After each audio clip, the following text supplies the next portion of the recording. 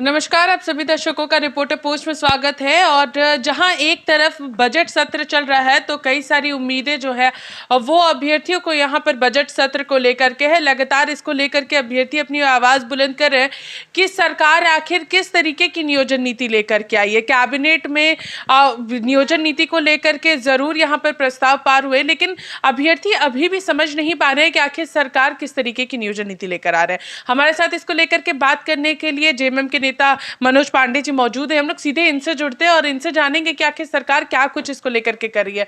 सरकार जिस तरीके से नियोजन नीति को लेकर के अपनी पहल कर रही है, लेकिन अभ्यर्थी अभी भी समझ नहीं पा रहे आखिर सरकार क्या करना चाह रही है नियोजन नीति में।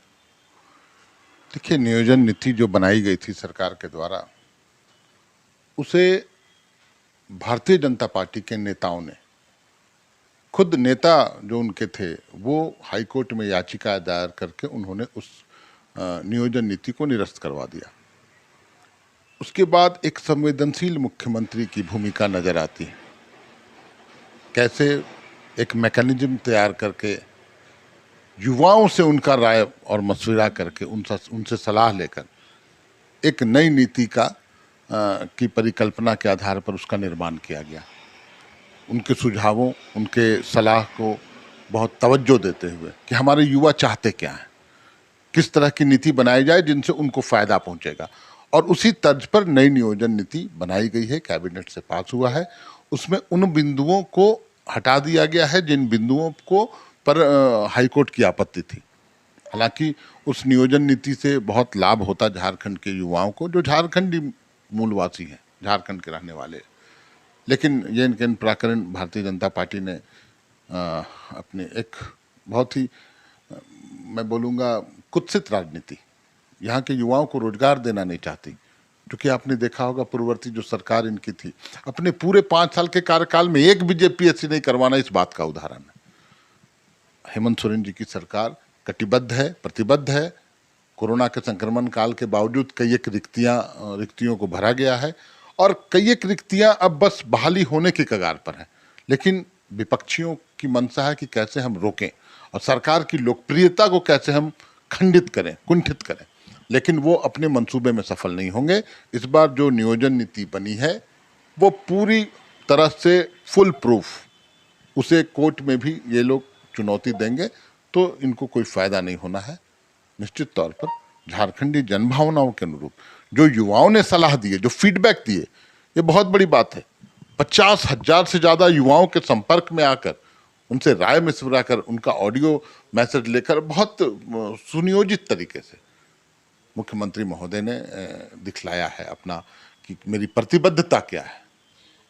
सदन के बाहर और सदन के अंदर दोनों ही जगह पर जहां एक तरफ विपक्ष हमलावर नजर आ रही है कि नई नियोजन नीति में ओपन फॉर ऑल क्यों कर रही है सरकार, क्या बाहरियों को यहां पर जगह देना चाहती है सरकार, तो वहीं दूसरी ओर आपकी ही सरकार के वरिष्ठ विधायक लोबिन हेम्ब्रम भी इस मामले को लेकर के अपनी आवाज बुलंद करें नई नियोजन नीति को लेकर के कि सरकार यहाँ पर ओपन फॉर ऑल क्यों कर रही है। देखिए, माननीय विधायक लोबिन हेम्ब्रम की चर्चा करना मुझे लगता है अप्रासंगिक नहीं है, क्योंकि उनका जो अभी तक जो बयान आ रहे हैं, जो क्रियाकलाप है, उससे स्पष्ट रूप से लगता है कि वो विरोधियों की चाल में, विरोधियों की साजिश का हिस्सा हो गए हैं। बहुत अफसोस होता है, आंदोलन की पृष्ठभूमि रही है उनकी। खैर, वो मैं जनता की अदालत पर छोड़ता हूँ। लेकिन जो बातें उठाई जा रही हैं, इन्होंने ये बोलते हैं कि बाहरियों के लिए आमंत्रण किया जा रहा है। पूर्ववर्ती सरकार में हाई स्कूल के टीचरों की वैकेंसी निकली थी और उस वैकेंसी में 92% लोग बाहर के थे। बाहर भी उत्तर प्रदेश, गुजरात और दिल्ली के लोग आके यहाँ नौकरी पा गए थे, आज भी हैं। ये किसकी नीति थी?